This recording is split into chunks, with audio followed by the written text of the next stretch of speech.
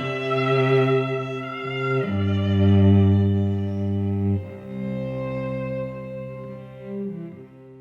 여러분, 오랜만에 인사 여쭙니다. 모두 안녕하셨습니까? 네, 안녕하셨습니까? 네. 1월에 있었던 신년회 이후로 온라인 세미나를 계속했는데요. 모두 이렇게 건강하게 다시 현장에서 뵙게 되어서 매우 반갑습니다. 오랜만에 이렇게 테이블에 옹기종기 여러분들 다 앉아 계시는데 한번 인사를 나누면서 시작하면 어떨까 합니다. 안녕하십니까? 한번 하시죠. 네. 안녕하세요. 홈페이지를 저희들이 작년에 저희들로서는 꽤 많은 거금을 들여서 마련해 놨는데 방문한 분이 극히 저조합니다.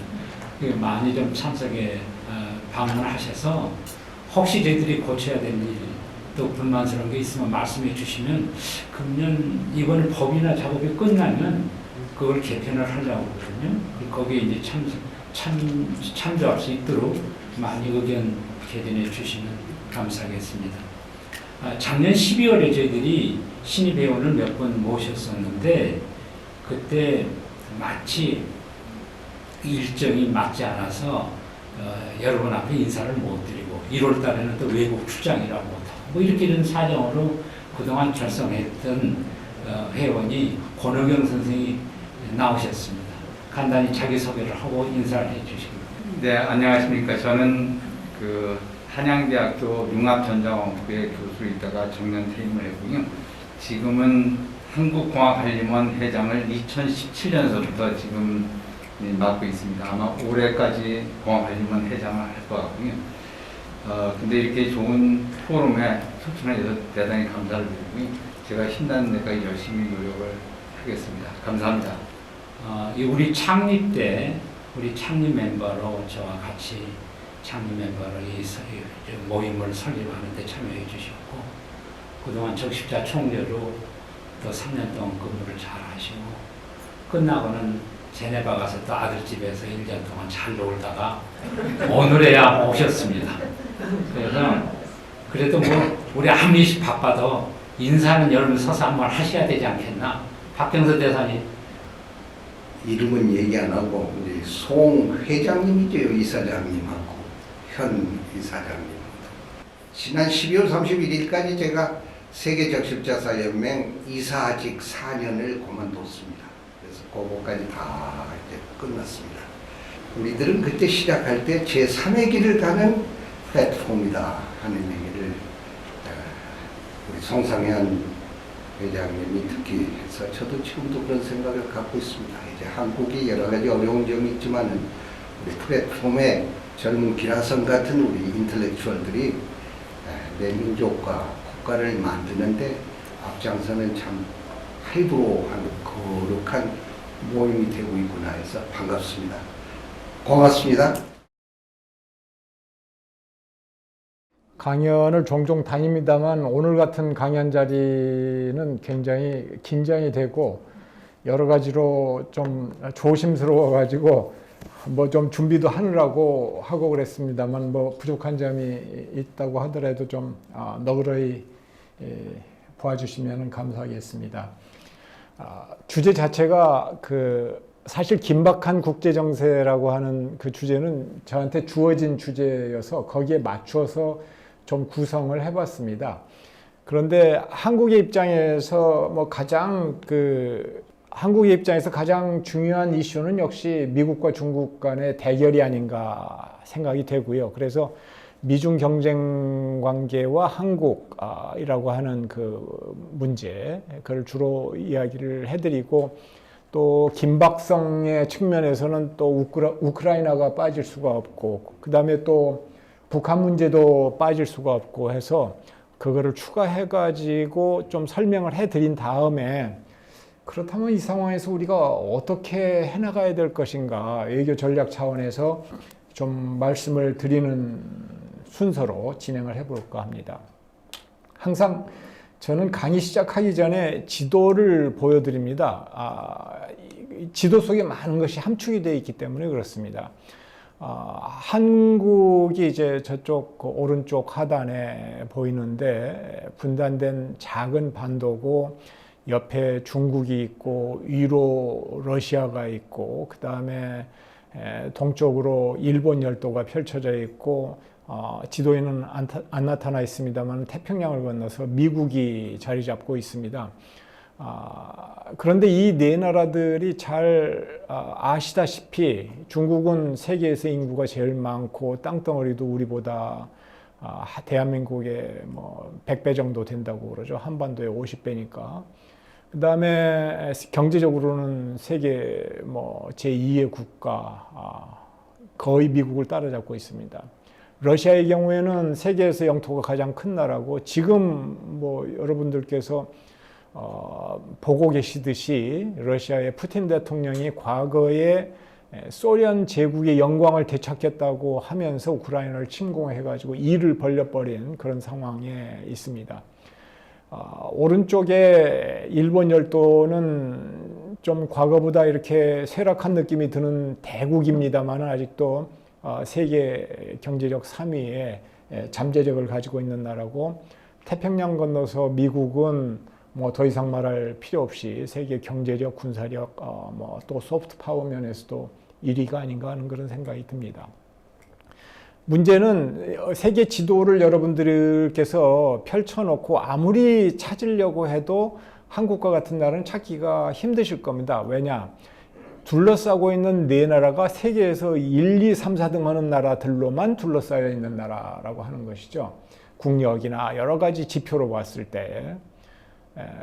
그러니 얼마나 그 사이에 끼어가지고 한반도가 힘들었을 것인가 하는 것을 이 지도는 잘 보여주고 있습니다. 그런데 이 한반도 주변의 네 나라는 이 두 나라는 그 해양국이고 두 나라는 대륙 국가입니다. 근데 해양 국가와 대륙 국가는 역사적으로 항상 자기들끼리 경쟁을 합니다.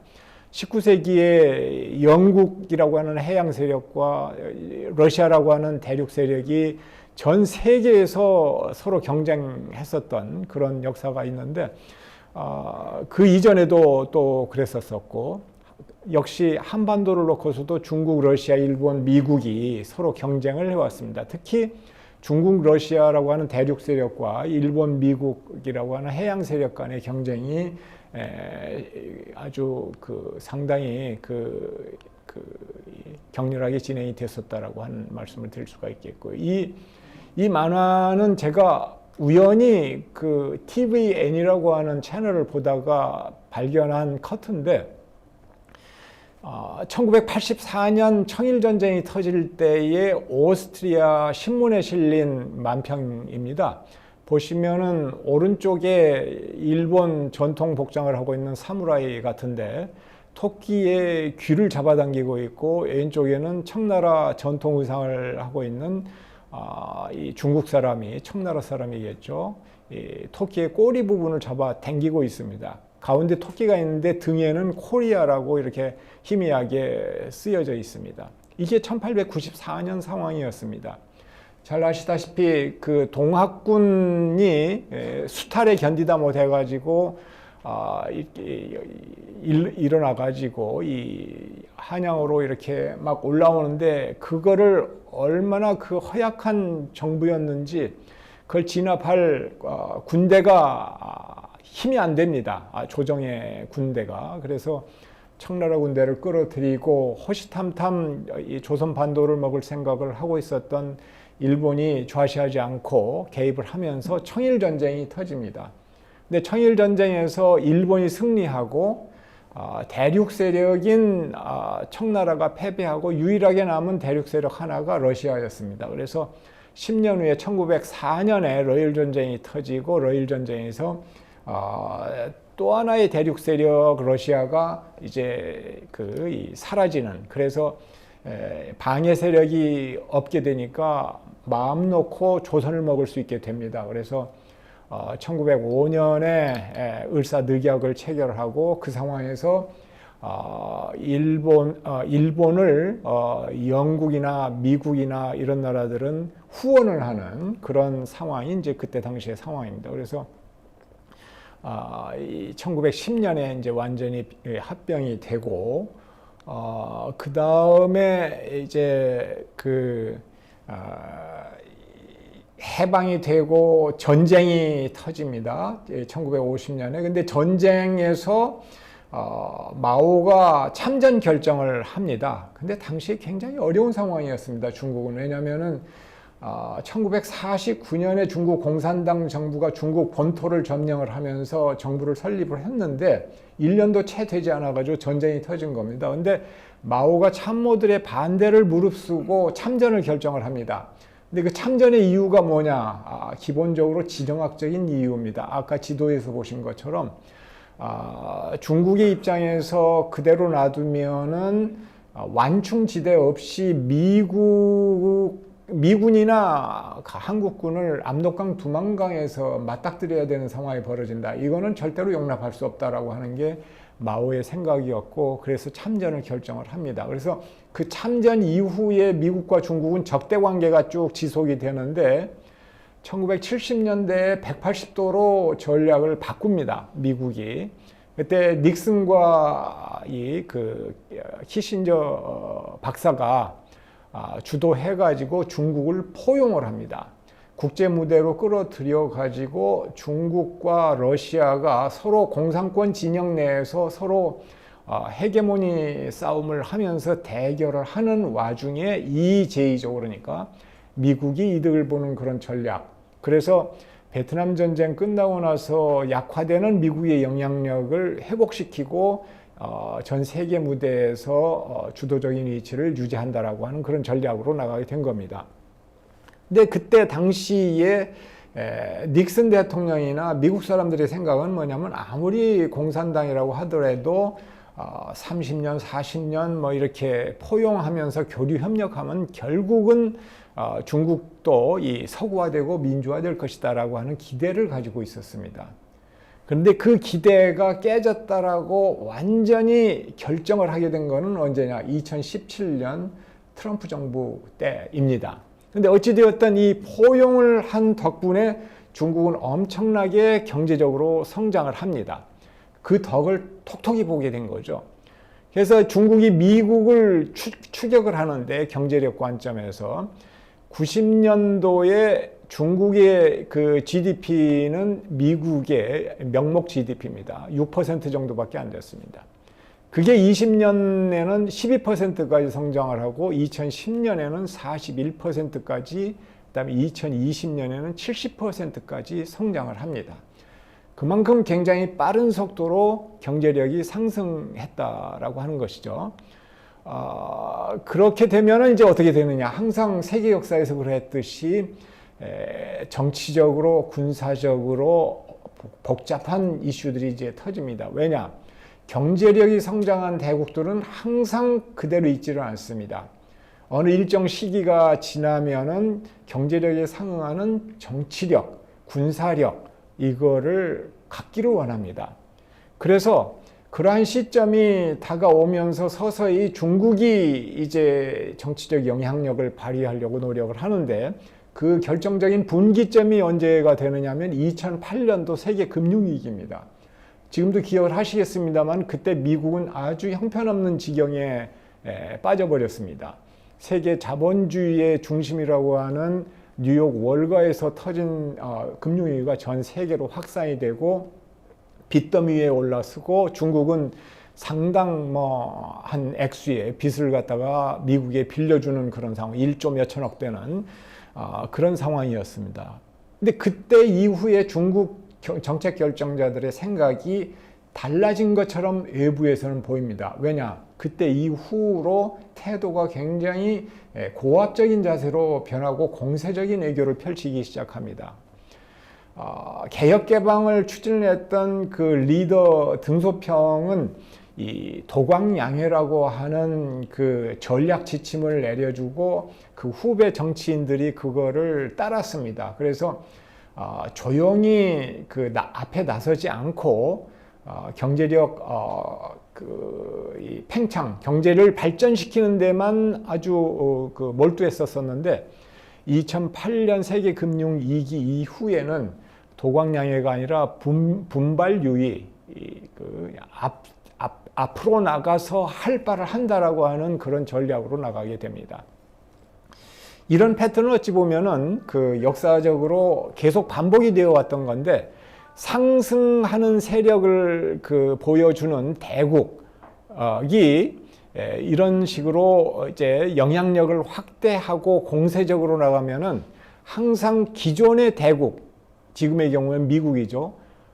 긴장 관계가 조성이 됩니다. 그 긴장 관계를 외교를 통해 가지고 제대로 풀면은 평화가 이루어지는 것이고, 그렇지 못하면은 전쟁으로 간다라고 하는 게 이제 역사적인 경험인데, 하버드대의 그램 앨리슨이라고 하는 사람이 지난 500년 동안 이런 상승 대국과 기존 대국이 부딪히는 상황을 조사를 했는데, 16번의 사례 중에 평화적으로 외교를 통해서 해결이 된 건 4번밖에 없었다는 이런 주장을 해가지고 상당히 그 센세이션을 일으킨 경험이 있습니다.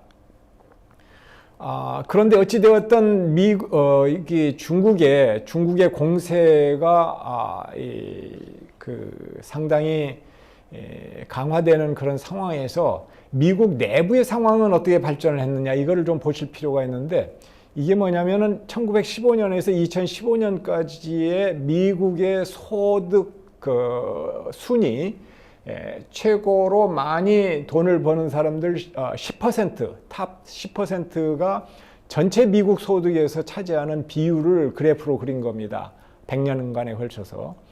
근데 왼쪽에 노란색으로 칠해져 있는 부분이 언제냐면은 전간기, 그러니까 1차 대전 이후 2차 대전 전까지의 기간인데, 그때만 하더라도 일종의 자유방임주의적인 경제 사상이 지배적이었고, 그러는 상황에서 1929년에 그 뉴욕 월가에서 주가가 폭락하고 하면서 이제 대공황으로 연결이 되는 그런 시기입니다.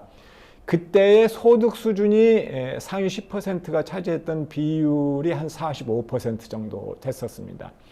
그러다가 이제 케인지아니즘을 주장을 하고, 이거를 경제 독트린으로 그 프랭클린 루즈벨트가 받아들이고 하면서 전혀 다른 철학으로 경제를 매니지하기 시작합니다.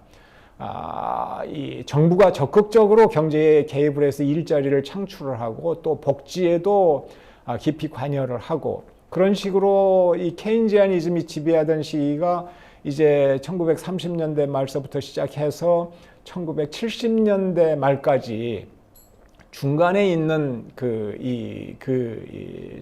그래프의 중간에 있는 그 시기입니다.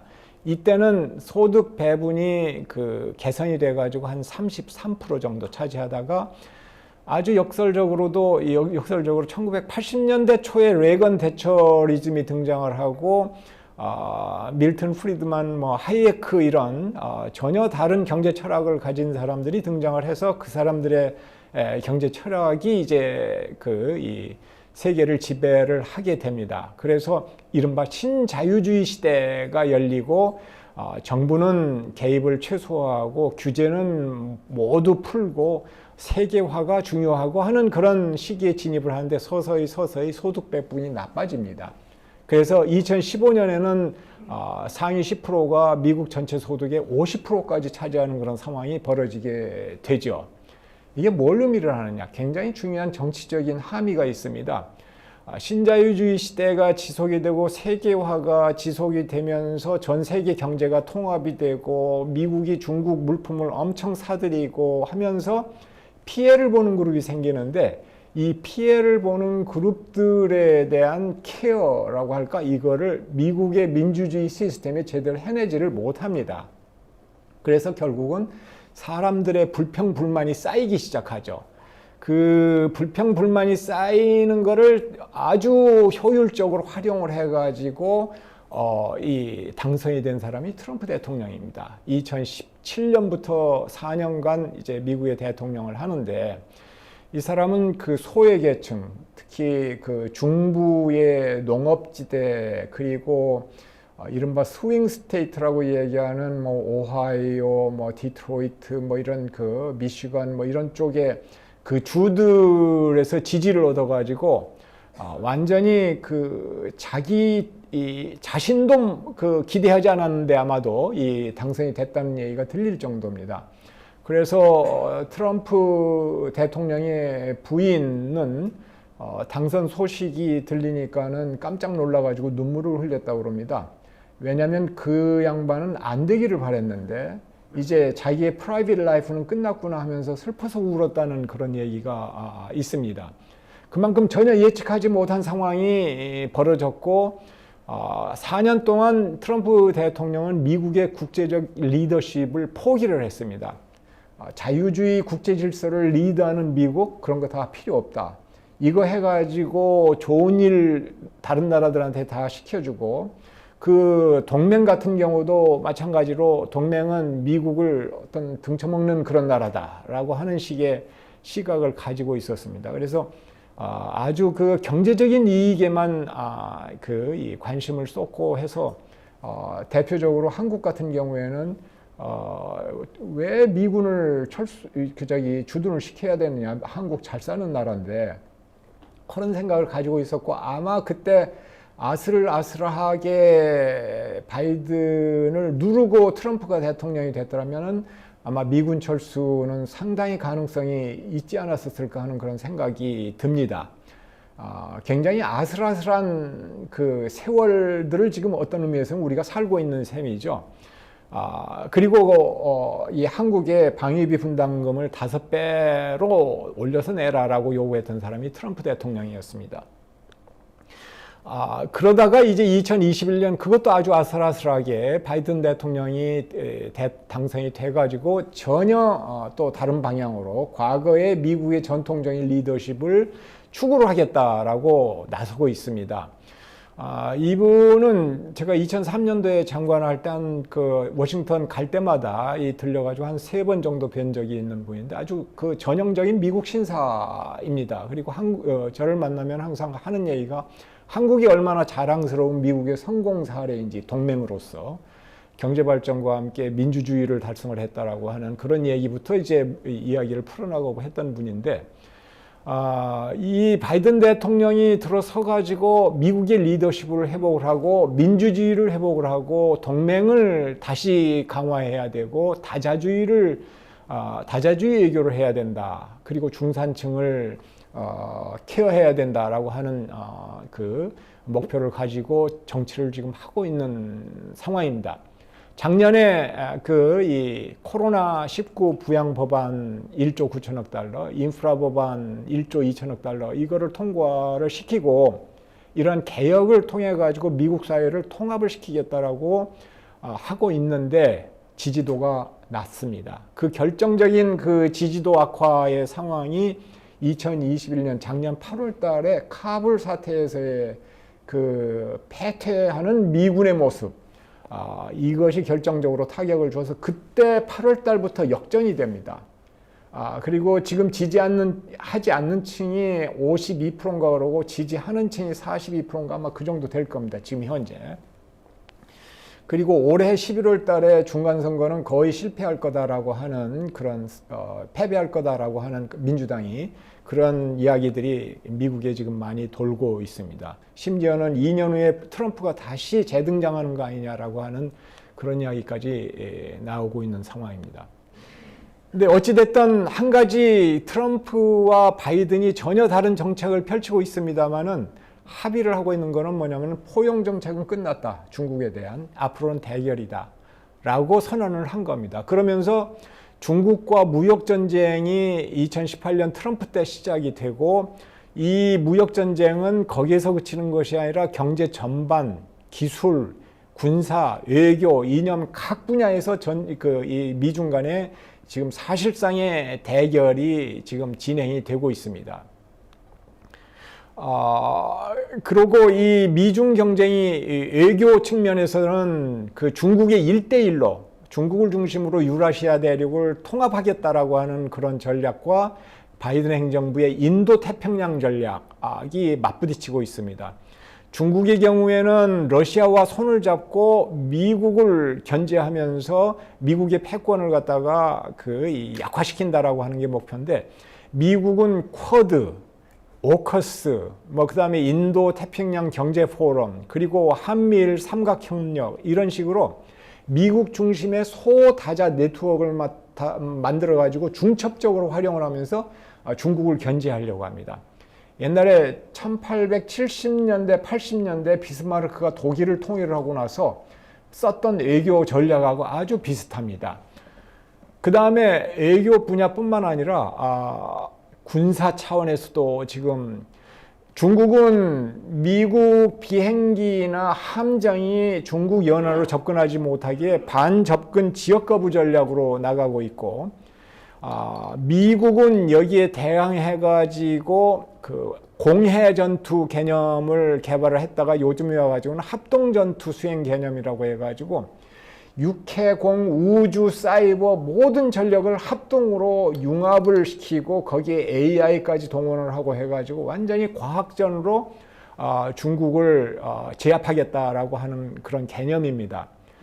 미국 국방부의 경우에 시뮬레이션을 해봤는데 대만에서 미중이 전쟁이 나면은 중국이 이기는 걸로 되어 있습니다. 왜냐? 미국이 압도적으로 군사력은 우위입니다만은 중국이 집중적으로 자기네 전력을 그 서태평양 중국 가까운 지역에 배치를 하고 있기 때문에, 그리고 아주 가깝기 때문에 대만은 미군이 전력을 배치하겠다고 이동하는 순간 상황 끝이 돼버릴 수가 있다라고 하는 겁니다. 그래서 그거를 어떻게 이제 보충을 할 것이냐 하는 게 미국 사람들 고민거리 중에 지금 하나라고 이야기를 듣고 있습니다. 그 다음에 경제 기술 면에서 뭐 잘 아시는 거니까 지나가고, 이념 면에서도 중국이 자기네 권위주의 모델을 자기네들끼리만 유지하고 있는 게 아니라 이걸 자꾸 수출을 하려고 그럽니다. 그래가지고 국내로 동남아시아나 아프리카나 여기에 지도자들을 불러 모아가지고 교육을 시킵니다. 어떻게 권위주의 모델을 갖다가 유지하면서 경제 정당도 할 수 있을 것인지, 어떻게 안면인식 기술을 갖다가 적용을 해가지고 사람들을 컨트롤하고 언론 통제는 어떻게 해야 되는지 이런 것들을 갖다가 이제 자꾸 수출을 하니까 미국 입장에서 그거를 가만히 좌시할 수 없다 해가지고 서로 부딪히고 있는 상황이 그런 상황이고, 이런 경쟁 속에서 한국은 참 어려운 위치에 있습니다. 이 중국은 한국에서 미국을 밀어내고 한반도 전체를 자기네 영향권 아래 두려고 하고, 왜냐? 그래야만 이 아시아 지역에서 지역 패권을 달성할 수 있다라고 하는 것이죠. 미국은 이 중국을 견제하기 위해서 대중국 전선으로 한국을 더욱더 가깝게 끌어당기려고 하고 있고 그런 상황입니다.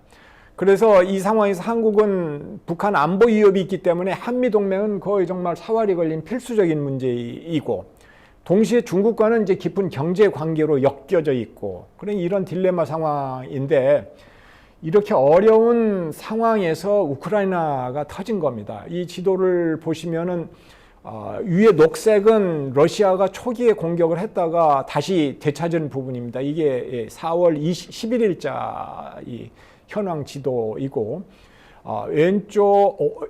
오른쪽에 그 크림반도가 보이고 그 위로 붉은색으로 해서 러시아가 이제 지배하고 있는 나라 이제 그 지역인데, 돈바스 지역이라고 하는 지역으로 연결이 돼가지고, 근데 그 두 개를 크림반도하고 연결하는 지역이 마리우폴이라고 하는 항구 도시가 있는데, 이게 초토화되어 있는, 이게 전략적으로 중요하기 때문에 사활을 걸고 러시아에서 공격을 해왔었죠.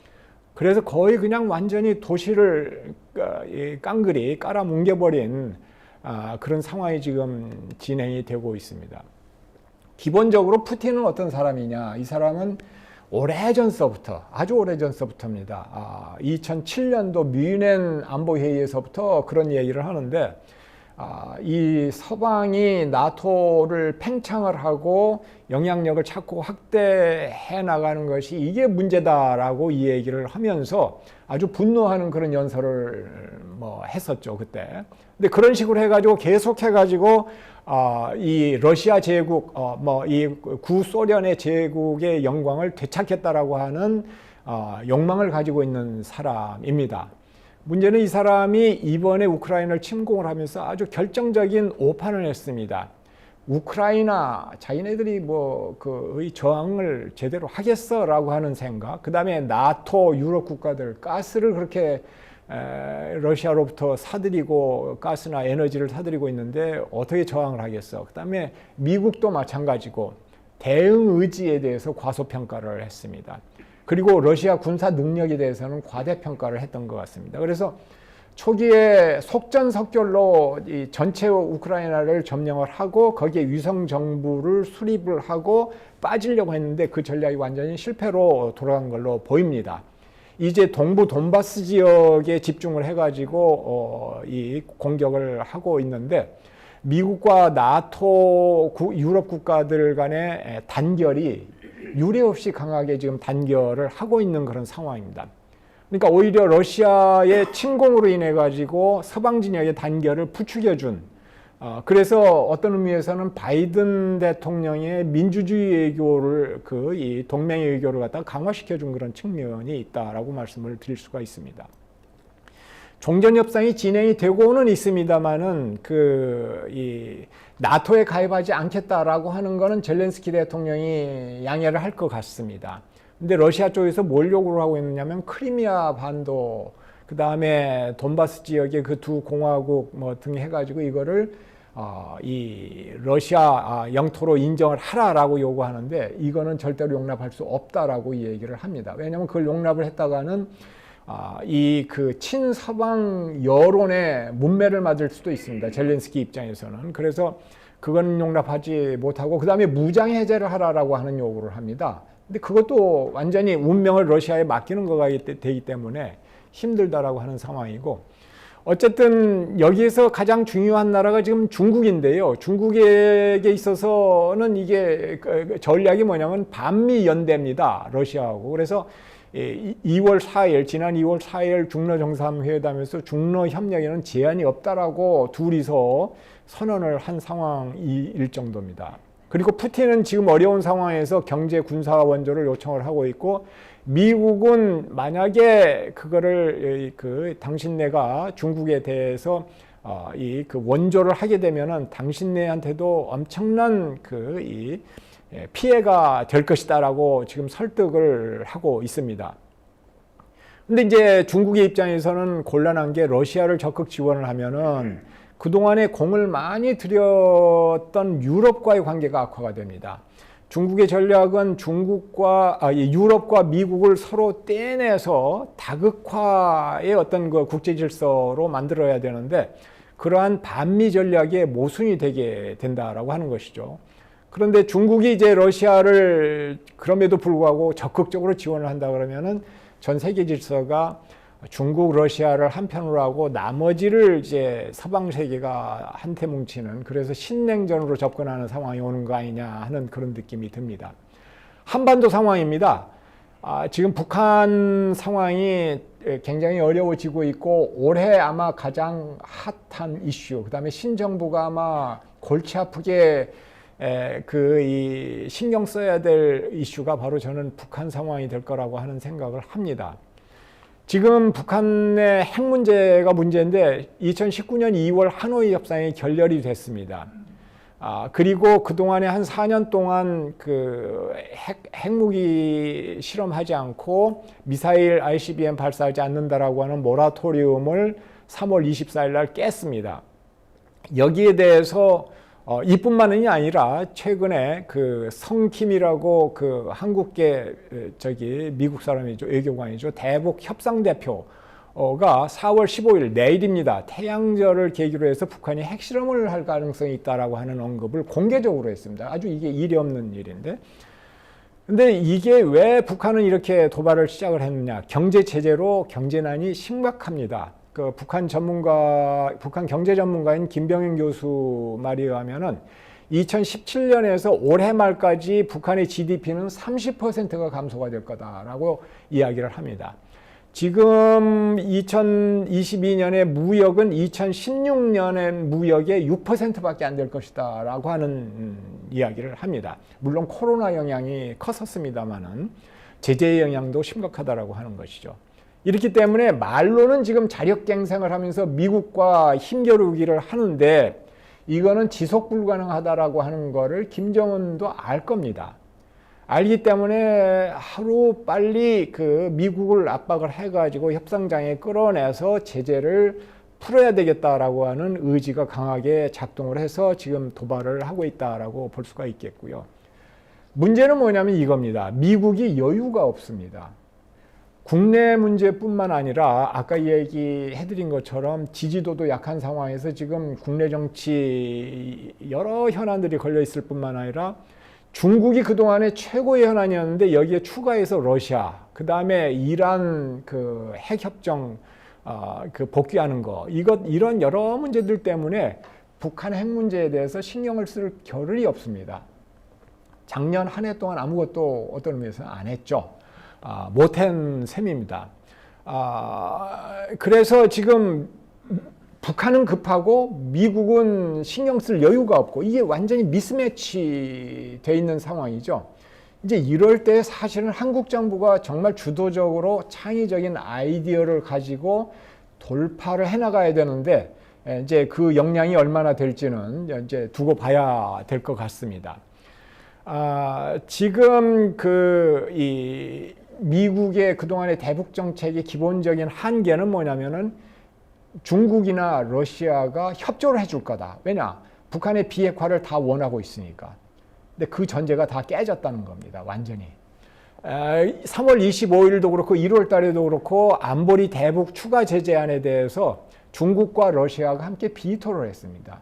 이 전까지만 하더라도 우리 조태일 대사님이 너무 잘 아시겠지만은 중국이나 러시아는 북한이 도발을 했을 때 협력을 했습니다. 그래서 제재안이 통과가 됐고 그거를 이행을 해오는 모양새를 취해왔었죠.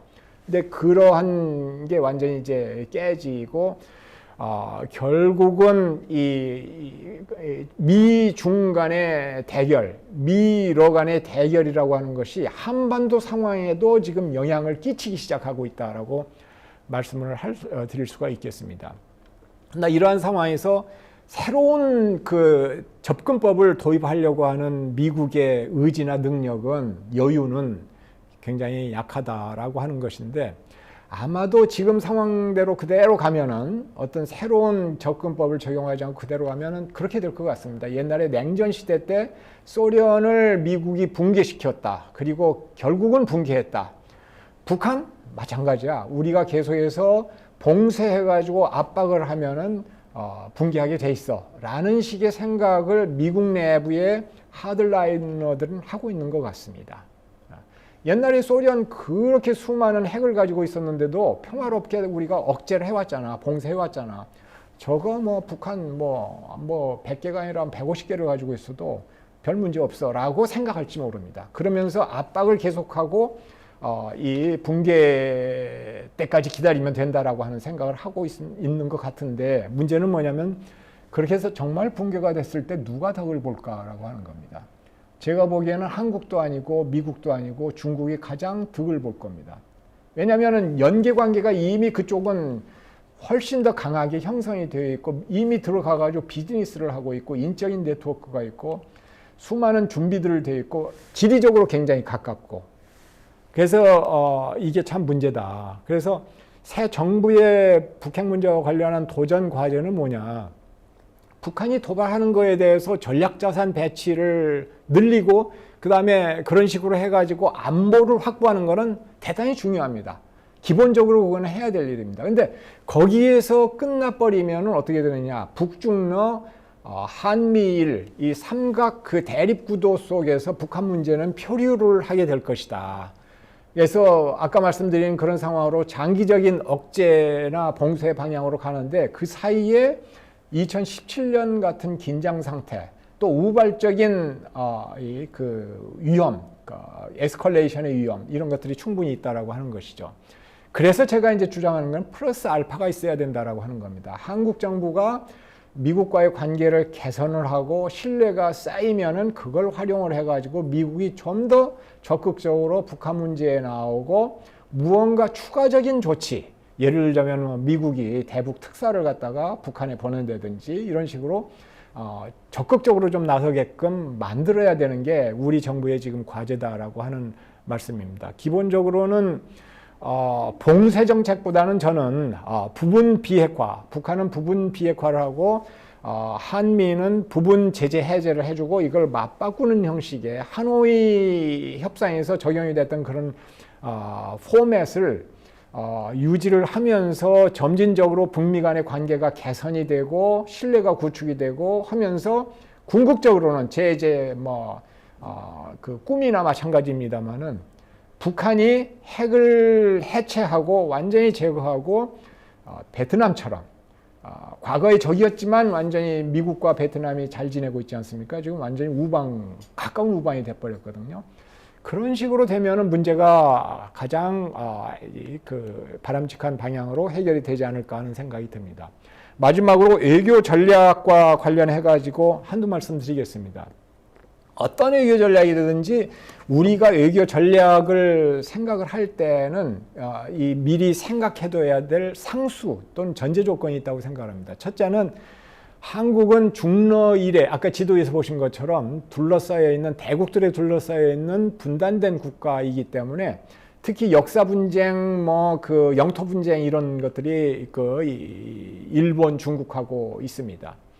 그럴 경우에는 멀리 떨어져 있는 대국을 끌어들여 가지고 이 주변국들을 견제하는 기본 이 국제 정치 전문가들의 어떤 전략의 ABC입니다.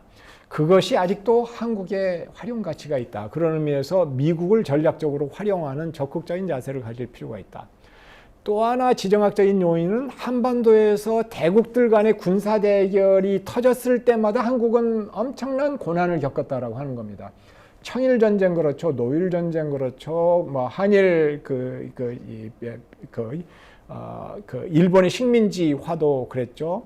그 다음에 1945년 분단도 그렇죠, 한국 전쟁도 그렇죠. 이게 전부 다 거의 대부분이 한반도 내에서 대국들 간에 군사적으로 충돌하는 거였습니다. 그래서 제 개인적인 생각으로는 한반도에서의 대국 간 군사 대결은 피하는 방향으로 하여튼 우리가 외교 전략을 추구해야 되겠다라고 하는 것이고, 북한과의 어떤 상호 협력, 그 다음에 이 대탕트, 이거는 우리가 지향해야 될 점입니다. 그러나 그 지향점과 지금 현재 현실을 혼동해서는 안 된다라고 하는 것이죠.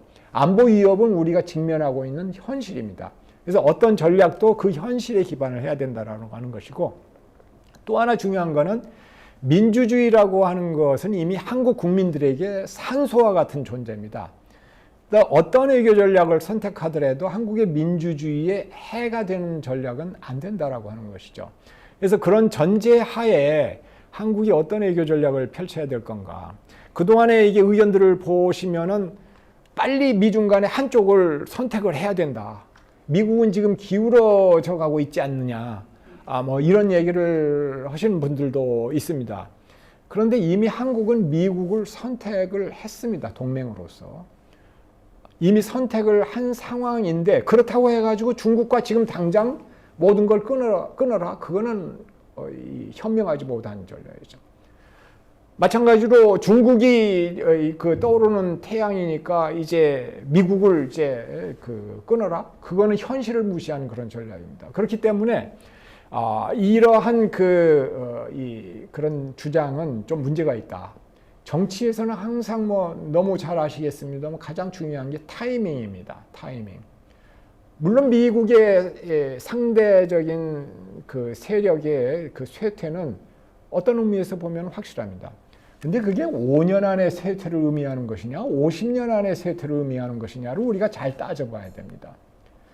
그게 50년이 걸릴 것이고 50년 동안 한반도에 굉장히 안보를 보장해 주면서 플러스가 될 수 있다라고 한다면 그건 적극적으로 우리가 활용을 해야 되는 그런 상황이죠. 또 사안별로 접근을 해야 된다라고 하는 얘기도 있습니다. 근데 사안별로 접근을 하면은 일이 생길 때마다 양쪽으로부터 불필요한 압력을 불러들이게 됩니다. 그것도 문제가 있습니다. 그 다음에 전략적인 모호성을 유지를 해야 된다. 그거는 양쪽으로부터 다 신뢰를 잃게 됩니다. 한국은 이미 미국과의 동맹이라고 하는 어떤 전략적인 연대 관계라고 하는 것이 있는데, 그거를 무시를 하고 중국 쪽으로 기울인다 그러면 미국으로부터도 불신을 받고 중국으로부터도 불신을 받고 하는 그런 결과가 초래가 됩니다. 그래서 제가 생각하기로는 일정한 어떤 그 원칙과 방향을 우리 외교를 할 때 가져야 된다. 그래서 민주주의, 주권, 인권 이런 국제 규범 등을 준수한다라고 하는 그런 모습을 보여주고 그 원칙에 충실하는 외교다라고 하는 모습을 보여주고 하는 것이 오히려 우리에게 득이 될 수가 있다라고 하는 것이죠. 우크라이나의 경우에서 보시는 것처럼 이러한 민주주의라든지 주권이라든지 국제사회에서 통용되는 그 원칙, 규범 이런 거는 한국처럼 상대적으로 소국인 나라에게는 무기가 될 수가 있습니다. 강대국들한테 너네 그러지 말아라라고 요구할 수 있는 그 수단이 된다라고 하는 것이죠. 또 우리나라가 민주주의 국가이기 때문에 이 러시아 제재에 적극 참여하고 이 아무리 대국이라고 하더라도 작은 이웃 나라의 국민들이 자기네들의 정치 체제나 외교 노선을 결정할 수 있는 권리를 깔아뭉갠다라고 하는 것은 도저히 우리 한국의 입장에서는 용납할 수가 없습니다.